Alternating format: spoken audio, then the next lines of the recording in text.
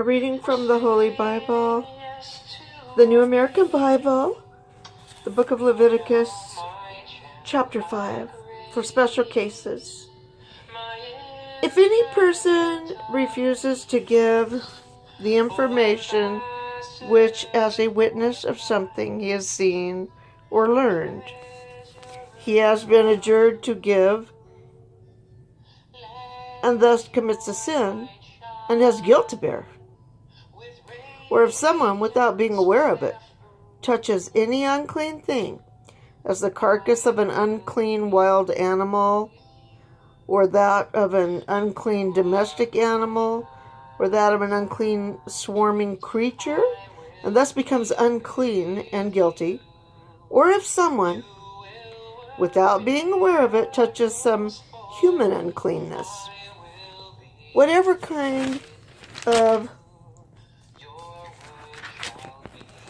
uncleanness this may be, and then recognizes his guilt, or if someone, without being aware of it, rashly utters an oath to do good or evil, such as men are accustomed to utter rashly, and then recognizes that he is guilty of such an oath, then whoever is guilty of any of these cases shall confess the sin he has incurred, and as his sin offering for the sin he has committed, he shall bring to the Lord a female animal from the flock, a ewe lamb or she-goat.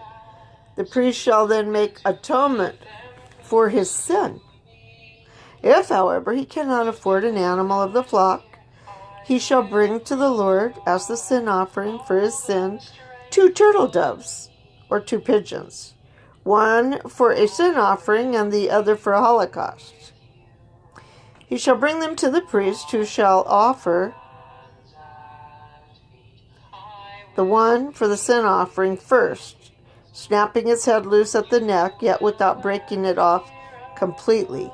He shall sprinkle some of the blood of the sin offering against the side of the altar.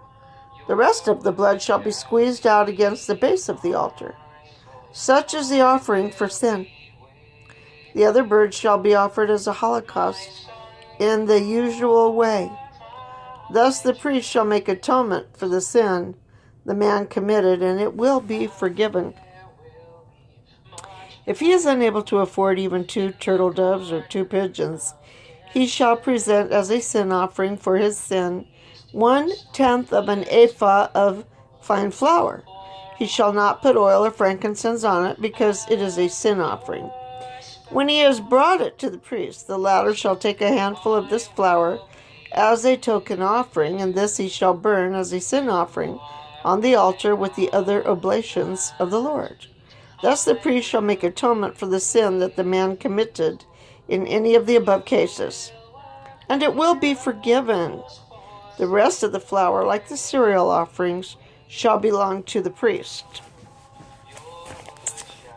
Guilt offerings. The Lord said to Moshe, if someone commits a sin by inadvertently cheating in the Lord's sacred dues, he shall bring to the Lord as his guilt offering an unblemished ram from the flock, valued at 2 silver shekels, according to the standard of the sanctuary shekel. He shall also restore what he has sinfully withheld from the sanctuary, adding to it 1/5 of its value. This is to be given to the priest, who shall then make atonement for him with the guilt offering ram, and he will be forgiven.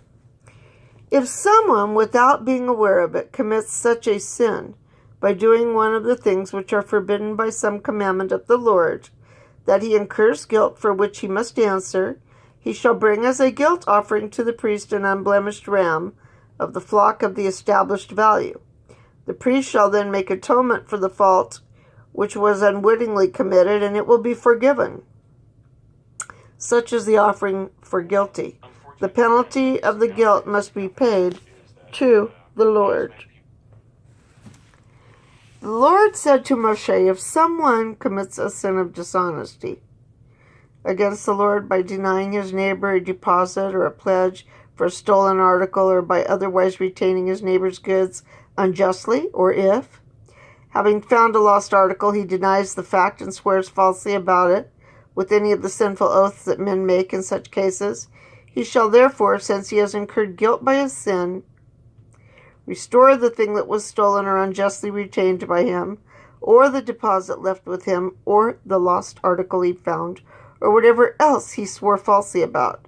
On the day of his guilt offering he shall make full restitution of the thing itself, and in addition give the owner 1/5 of its value. As his guilt offering, he shall bring to the Lord an unblemished ram of the flock of the established value. When he has presented this as his guilt offering to the priest, the latter shall make atonement for him before the Lord, and he will be forgiven, whatever guilt he may have incurred.